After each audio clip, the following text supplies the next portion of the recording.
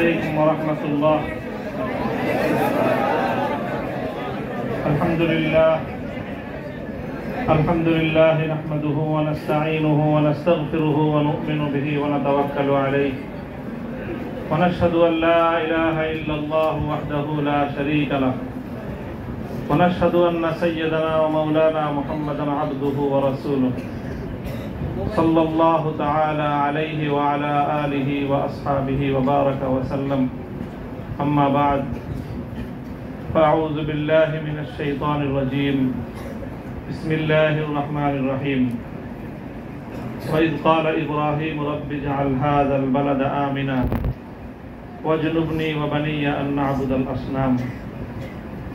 صدق الله العظيم. জামিয়া রহমানিয়া আজিজিয়ার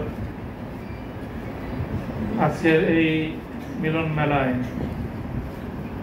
আমার আসাতিজায়ে কেরাম উপস্থিত রয়েছেন।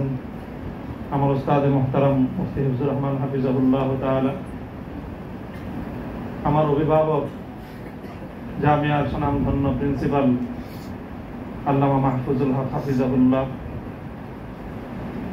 আমার বড় ভাই মুফতি আশরাফুজ্জামান দামাত বারাকাতুহুল আলিয়া সহ জামিয়ার আমার সকল সহকর্মী, আমার প্রাণপ্রিয় ছাত্রবৃন্দ এবং বিভিন্ন দিনী ইদারাগুলো থেকে, বিভিন্ন জায়গা থেকে এবং এলাকার বিভিন্ন অঞ্চল থেকে সমবেত দিন দরদি মুসলমান ভাইয়েরা, সর্বপ্রথম আমি আপনাদের শুকরগুজারি আদায় করতেছি যে আপনারা অভূতপূর্ব আজকে আপনাদের এই উপস্থিতি এবং আপনাদের এই অভূতপূর্ব উচ্ছ্বাসের মধ্য দিয়ে আপনারা ইসলামী আন্দোলনের পথ চলার একজন পথিককে অনুপ্রাণিত করেছেন। আল্লাহ রাব্বুল আলামিন আপনাদের সকলকে এর উত্তম বিনিময় জাযায়ে খায়র নসিব করুন। আমিন। কাটা কাটা কয়েকটা কথা আমি বলবো, সময় দীর্ঘ নয়। আর সকলে উপলব্ধি করতে পারতেছেন যে আমার প্রতিটা কথাই এখন এটা অনেক বেশি পরিমাপ করা হচ্ছে, দেখা হচ্ছে যে আমি কি বলি। আপনারা যতটুকু মনে করতেছেন যে শুধু একটা কর্তৃপক্ষ দেখতেছে, তা না, দুইটা কর্তৃপক্ষ দেখতেছে এবং একটা কর্তৃপক্ষ আরেকটা কর্তৃপক্ষ থেকে অনেক বেশি প্রবল। একটা জমিনের কর্তৃপক্ষ আর একটা আসমানের কর্তৃপক্ষ। আমি আপনাদের কাছে দোয়া চাই, জমিনের এই কর্তৃপক্ষের প্রভাব থেকে আসমানের কর্তৃপক্ষের প্রভাব আমার উপর বেশি থাকে। আল্লাহ রাব্বুল আলামিন যেন আমাকে আল্লাহর গোলাম হিসেবে তার নিকটেই যেন আমার মাথাকে অবনত রাখেন। এই দোয়াটুকু আপনারা সকলে আমার জন্য নিভৃতে একান্তে করবেন। দ্বিতীয় কথা, এখানে আমার জন্য অনেক কথা বলা হয়েছে, আমাকে উৎসাহিত করার জন্য এটাই বলা হয়েছে। উৎসাহিত করার জন্য কিছু প্রশংসামূলক বাক্য আলোচনা করা হয়েছে। শাইখুল হাদিস আল্লামা আজিজুল হক রাহমাতুল্লাহ আলাইহির শানে আমরা এই কথাগুলো বলতাম। সময়ের এতটা অল্প ব্যবধানেই সেই কথাগুলো যে আমার সন্তানেরা যারা বলেছে, আমি সন্তানই বলবো। ছাত্ররা তোমাদের কাছে মুফতি সাঈদ হয়তো অনেক বড় শিক্ষক হতে পারে, আমার কাছে ওই সাঈদই। তারা আমাদের সন্তান, তারাও আমাদের সম্পর্কে সেই কথাগুলো বলেছে। শাইখুল হাদিস রাহমাতুল্লাহ আলাইহি বলতেন যে এই কথাগুলোকে প্রশংসামূলক কথা নয়, বরং আমি কালিমাতে দোয়াইয়া, দোয়ার বাণী হিসেবে, দোয়ার কথা হিসেবে আমি বরণ করে নিলাম। আল্লাহ পাক আমার সন্তানদের, আমার সহকর্মীদের, তাদের এই কথাগুলোকে যেন আল্লাহ আমার হাতে, আমার ক্ষেত্রে দোয়া হিসেবে আল্লাহ কবুল করেন। আমিন। এই কথার মধ্যে একটা কথা এসেছে, সেটা হলো প্রতি ফোঁটা জুলুমের প্রতিশোধ গ্রহণ করার কথা। আমি এই কথাটা একদিকে প্রত্যাখ্যানও করি, আবার আরেকদিকে সমর্থনও করি। প্রত্যাখ্যান করি এইভাবে যে এটা যাদের আদর্শ অনুসরণে আমাদের এই জুলুমকে বরণ করা, আমাদের এই কারাবরণ, আমরা এই শব্দগুলি বেশি বলি। কি বললাম? কারাভোগ, কারাবরণ। কারা নির্যাতন তো বলবো যত কম বলা যায়। কারা নির্যাতন নয়, আসলে তো এটা কারা বরণ। আমরা তো জেনে বুঝে এই পথে পা বাড়িয়েছি। কেউ যদি মনে করে থাকে যে আমরা জানি না, তাহলে এটা তাদের মিস ইনফরমেশন। আমরা জানি আমাদের এই পথে চলতে গেলে এই পথটা কুসুমাস্তীর্ণ নয়। এই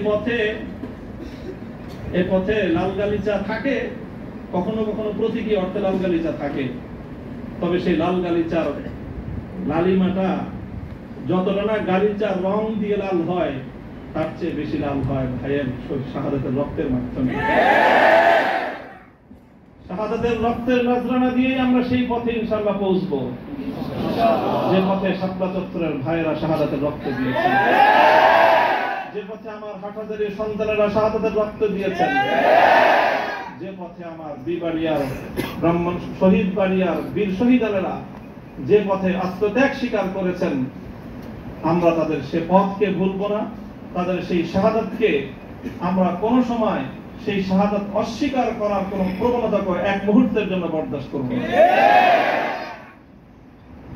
শহীদ হয়েছে আমার ভাই, সরি বলেন। বাংলায় না বলতে চান দুঃখিত, দুঃখিত যদি বলতে না চান, আপনাদের প্রিয় ভাষা ইংলিশেই বলেন, তবে কি বলেন? সরি বলেন। সে রক্তকে অস্বীকার করার চেষ্টা করবেন না। শাহাদাতের শহীদের রক্তের সঙ্গে গদ্দারি করার মতো সেই বেঈমান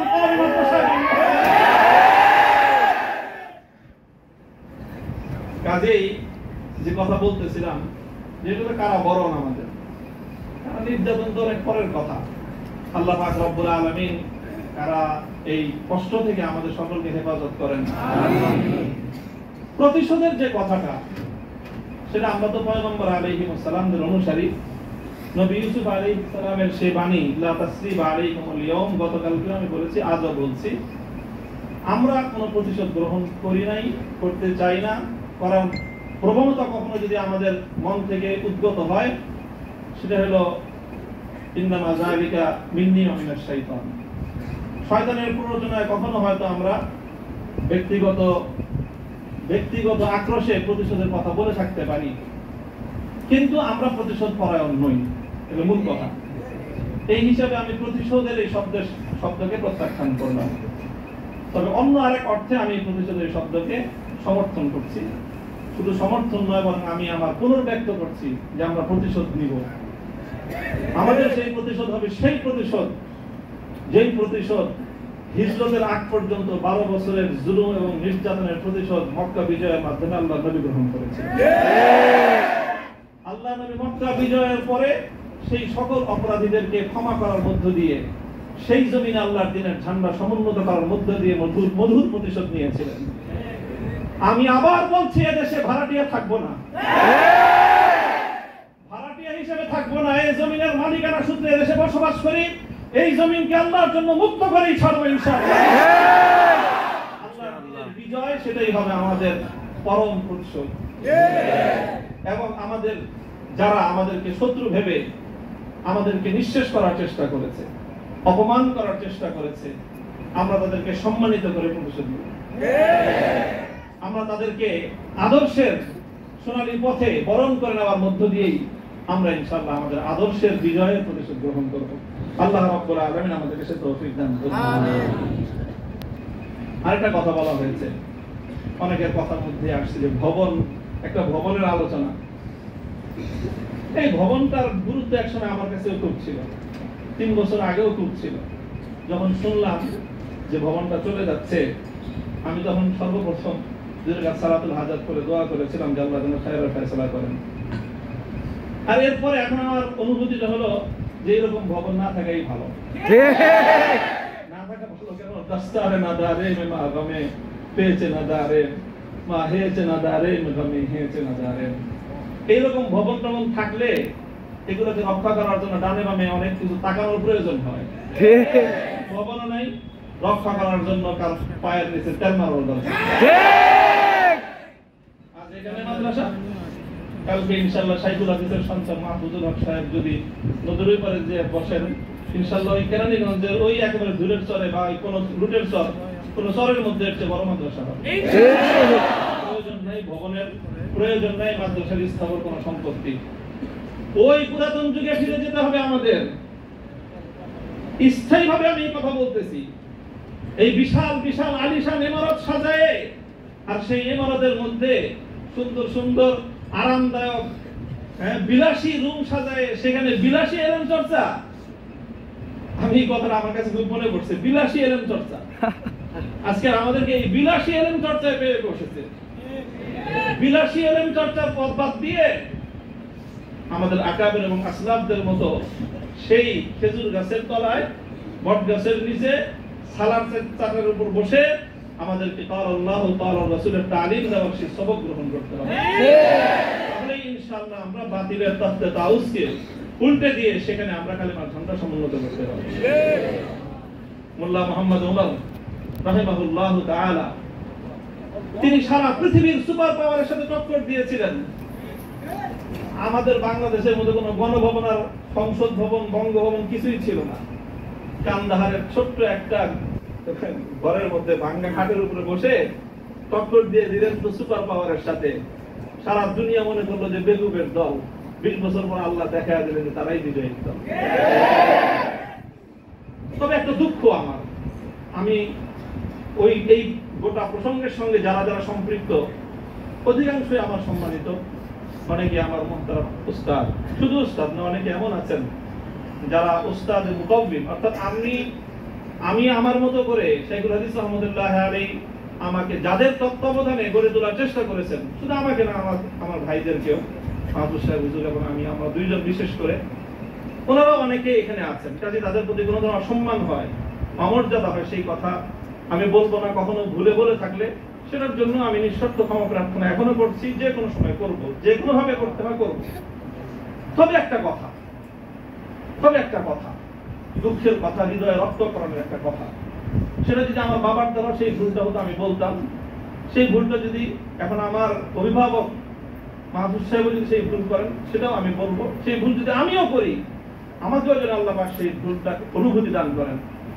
সেটা হলো যখন এদেশে মূর্তির বিষয় নিয়ে বিতর্ক তৈরি হলো, ভাস্কর্য নামে জাতীয় পর্যায়ে মূর্তি তৈরি হবে কি হবে না এই বিষয়ে যখন বিতর্ক, তখন আপনারা সেই বিতর্কের মঞ্চে ডিজিটাল ছবি তোলাটা কতটা বড় অপরাধ, কতটা বড় অন্যায়, কত বড় গুনাহ, সেই মাসলা নিয়ে আসলেন।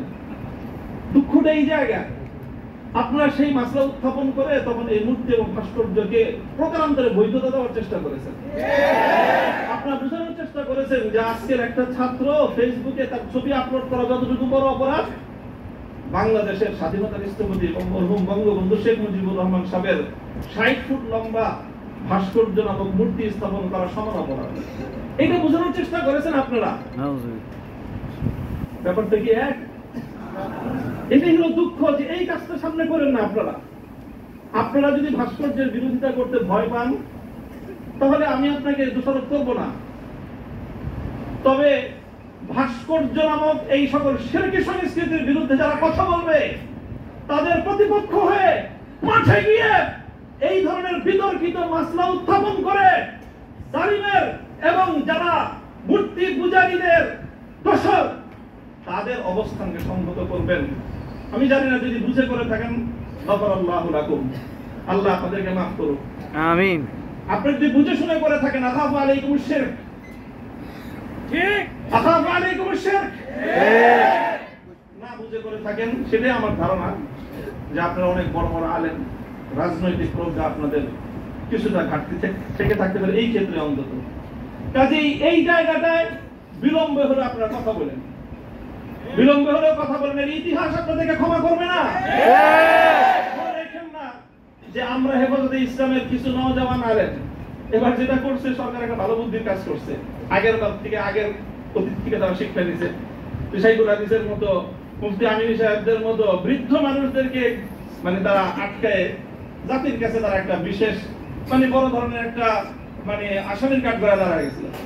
এবার তারা আমাদের মুরব্বীদেরকে কারো গায়ে স্পর্শ করে নাই, শুরুই করছে মামুনুল হক থেকে, যে এদের হাত পা গুলি সব ভাঙে দাও, তাইলে এই বুড়া মাথা যেগুলো আছে সেগুলো আর কি করবে? এই পলিসি নিছেন। তো কাজেই যেটা করেছেন সেটা হলো, আবারও বলছি, যে এই ধরনের যখন তাওহীদ এবং শিরকের লড়াই হয়ে দাঁড়াবে, আল্লাহ ভাস্কর্য বিরোধী আন্দোলন, এটা তাওহীদ এবং শিরকের আন্দোলন, সব শিরকের সংঘাত ছিল। ভাস্কর্যের পক্ষে যারা ছিলেন তারা শিরকের পক্ষে ছিলেন, ভাস্কর্যের বিপক্ষে যারা ছিলেন তারা তাওহীদের সঙ্গে সমন্বয়।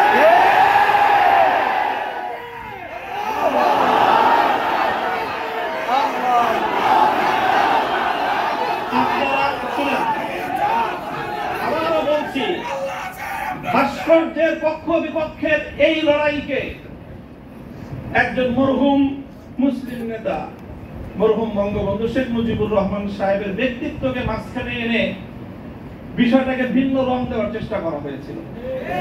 আমরা তখনও বলেছি, আজও বলি, ভবিষ্যতেও বলবো, ভাস্কর্য এটা বঙ্গবন্ধু শেখ মুজিবুর রহমান সাহেবের, শহীদ প্রেসিডেন্ট জিয়াউর রহমান সাহেবের, সেটা আমরা কোনো পার্থক্য করি নাই।